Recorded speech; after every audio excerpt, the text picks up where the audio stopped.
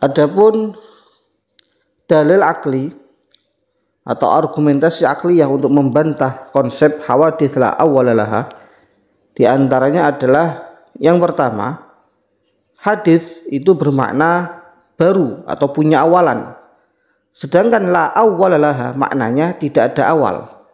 Maka menggabungkan antara hawadits dan la awwala laha, hadis yang tidak bermula, adalah tergolong mengumpulkan dua perkara yang bertentangan sehingga dipastikan kemustahilannya.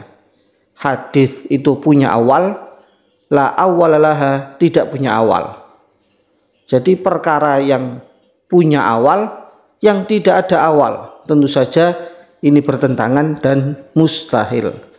Yang kedua, kalau memang benar ada hawadits yang tidak bermula, maka ini melazimkan, mengharuskan langgeng atau kekalnya, bakoknya seluruh mumkinat dengan bakoknya Allah.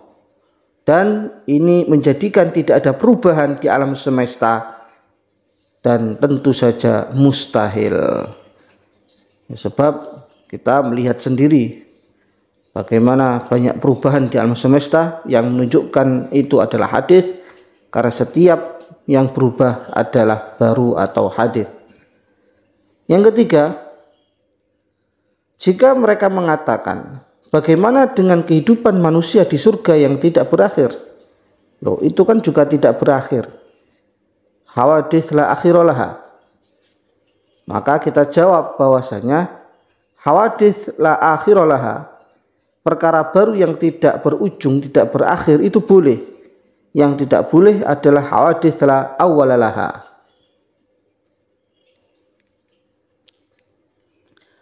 Contoh memudahkannya yang diberikan oleh para ulama seperti ini. Kemustahilan konsep hawadits la awwala laha adalah seperti perkataan, aku tidak akan memberimu dirham kecuali aku memberimu dinar sebelumnya, dan aku tidak akan memberimu dinar sebelum aku memberimu dirham. Maka contoh ini tidak memberikan adanya pemberian dinar atau dirham, sehingga kejadian pemberian dinar atau dirham tidak terjadi.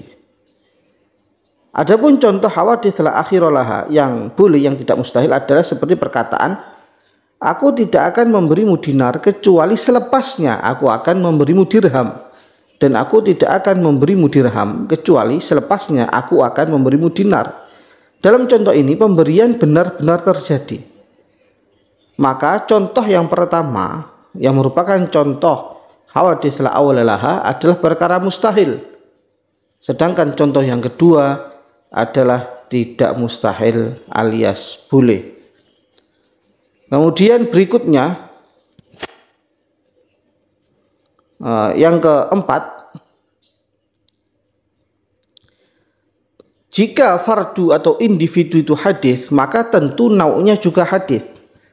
Jadi konsep hawadits la awwala laha itu menjadikan alam semesta itu qadim secara nau', tapi secara individu, secara anggota nau' itu hadis. Sebagaimana kata manusia, kita al-insan itu qadim, tapi anggotanya Zaid, Amr, Bakar dan seterusnya itu hadis. Tentu saja ini tidak bisa diterima oleh akal, sebab la yujadun nau' illa fi dhimnil afrad. In adimal afrad in adaman nau'. Nau' itu tidak akan ditemukan kecuali ada dalam afradnya. Sehingga jika afrad atau anggota atau individu tidak ada, maka nau' tidak ada. Contoh mudahnya, jika Zaid itu hadis, Amr itu hadis, Bakar itu hadis, maka tentu nau'nya yaitu manusia juga hadis. Akal tidak akan menerima jika nama-nama tersebut Zaid, Bakar, Amr sebagai anggotanya nau' itu hadis, tapi manusianya itu qadim. Sebab adanya nau' adalah dengan adanya afrod atau anggota satuannya. Jika anggota tadi tidak ada, Zaid, Amr, Bakar itu tidak ada, tentu manusia juga tidak ada. Kemudian yang berikutnya, argumentasi Syekh Ibnu Taimiyah adalah bahwasanya sifat kudrah dan iradahnya Allah, termasuk sifat al-Khallaq yang Maha menciptakan, itu mewajibkan adanya makhluk dengan adanya Allah. Ia menjadikan bahwa ada hadis yang tidak bermula. Kata beliau, makdur harus ada selepas qadir, makhluk harus ada selepas khaliq. Masa Allah al-Khaliq tapi makhluknya tidak ada, maka otomatis makhluk itu bersamaan dengan al-Khaliq. Maka kita jawab, justru ini menjadikan Allah sebagai zat yang maha lemah, tidak qadir dan mukhtar, tidak menciptakan secara bebas. Karena apa? Anda mewajibkan Allah menciptakan.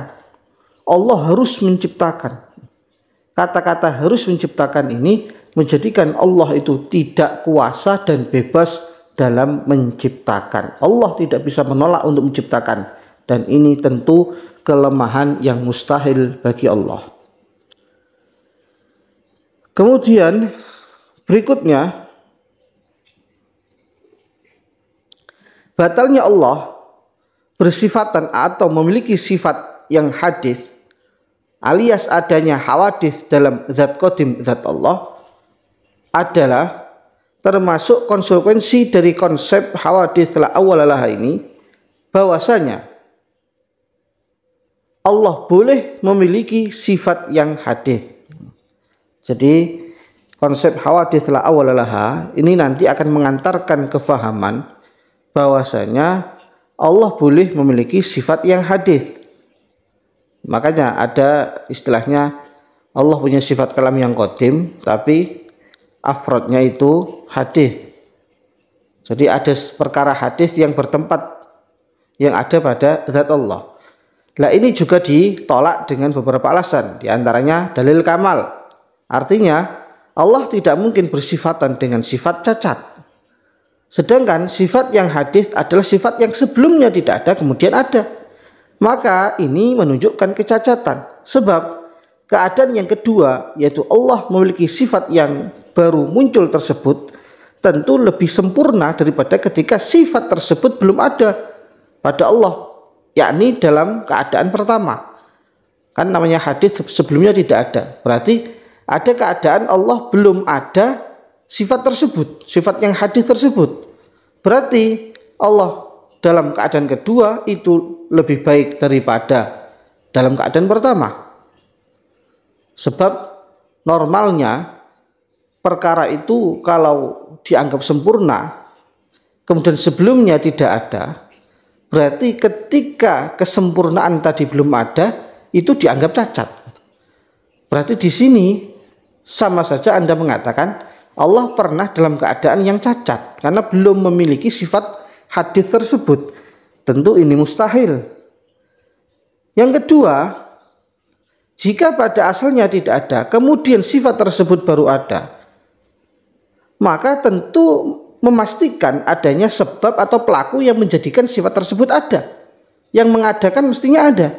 Dan di sini diperinci, jika pelaku tersebut bukan Allah, andaikan pelaku yang menciptakan sifat tersebut bukan Allah, maka berarti Allah butuh Tuhan lain, tentu ini juga mustahil.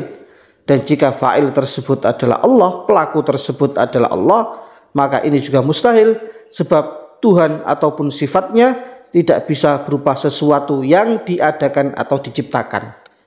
Nah, berarti kan diciptakan oleh Allah sifatnya.